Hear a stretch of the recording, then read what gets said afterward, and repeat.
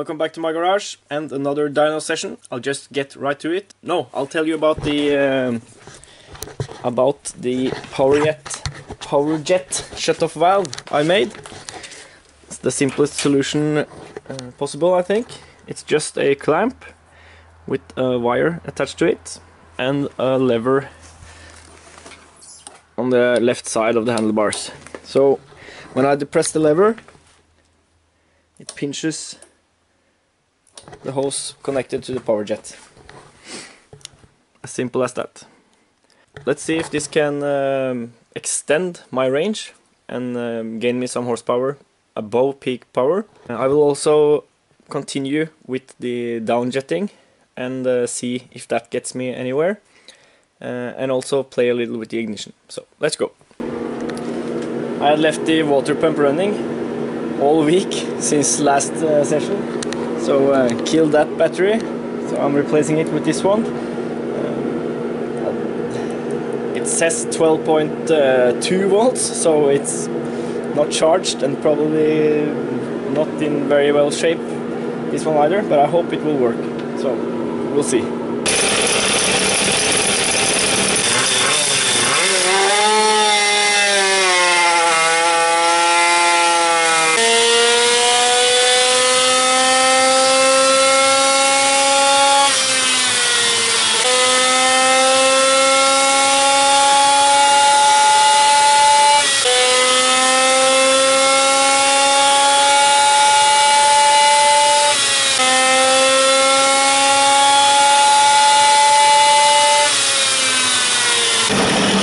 Around 14.8, 14.7 horsepower.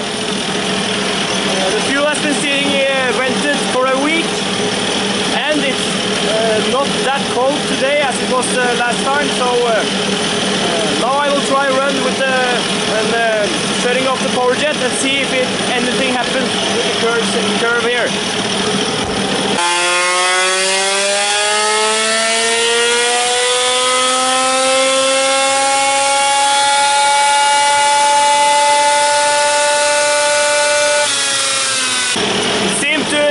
Some more power at higher RPM.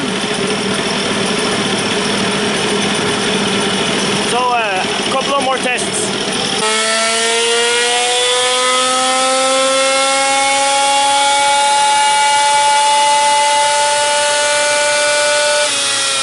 So I'm at 14.9 horsepower, and I think I gained some up top here.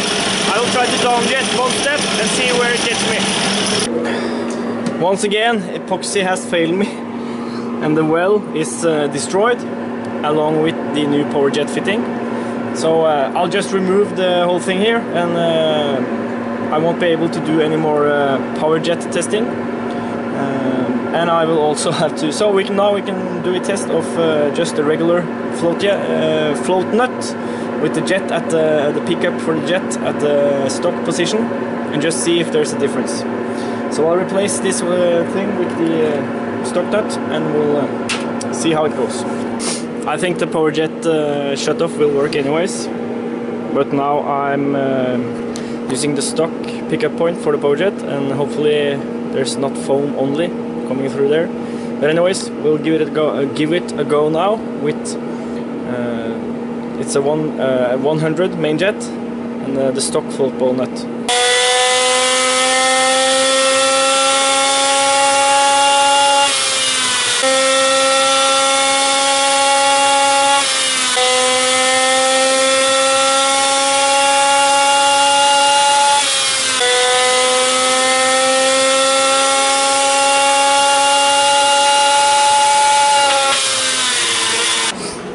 I'm about half a horsepower down on power, and also I lost the point of peak RPM, or the peak power is at a lower, almost 1000 RPM lower, and also maximum RPM is lower.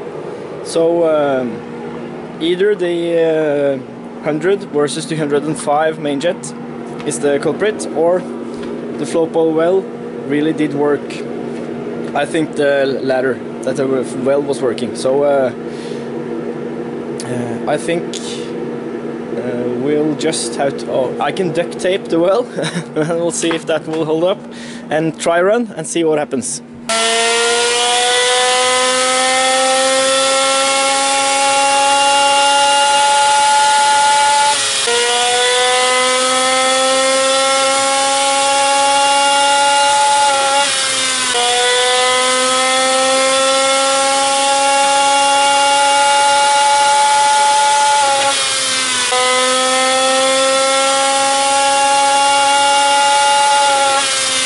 Okay, so we experienced some difficulties here. The float bowl well, the nipple, I had epoxied into the float bowl well, teared off, of course. That's what happens with epoxy.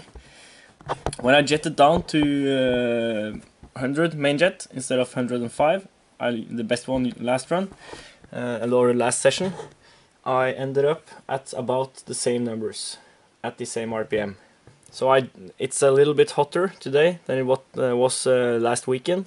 So I think that was just the jet change needed to compensate for the weather, as a weather correction. As you can see from the graphs here, the Powerjet Shutoff valve didn't do much at all, although I kind of felt it did, but it didn't.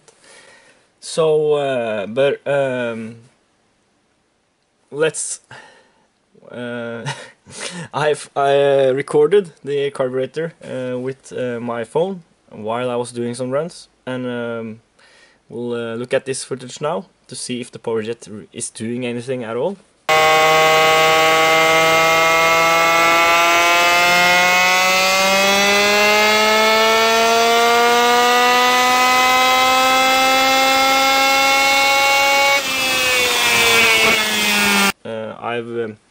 Several people have told me that since the jet tube itself protrudes so little into the carb body, it won't work, or it doesn't work on the Uco carbs.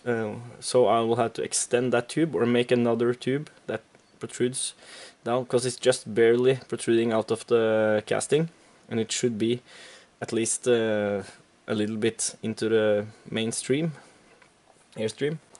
Yeah, so same power as last time, just a jet correction for just correcting for weather.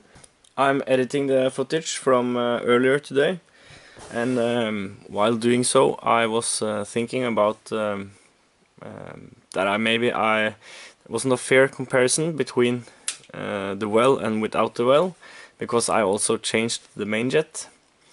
Typical of me to just go total chaos all the time.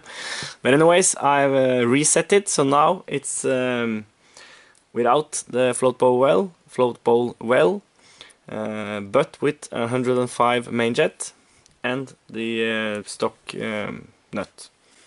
And I'm charging the battery, so and it says it's fully charged now. I noticed a couple of misfires in the high RPM range while doing the runs earlier, and I think that was because as I saw when I was turning off the ignition, I was down at 11 volts, so could be that, and since this is TCI ignition, there's battery voltage on the coil all the time, and then ground is cut every time it's firing, so that could probably be the cause for the misfires, and also could be why I lost some effect, or I regained it by downjetting, it seemed, but we'll never know, or we'll know, but I can't know if I'm just changing more than one thing at a time. So back to 105 main jet and without the well. So next run we'll be testing of that and see if it misfires and how the power is done. Okay. Okay, thanks for watching. Please subscribe, and I'll see you next time.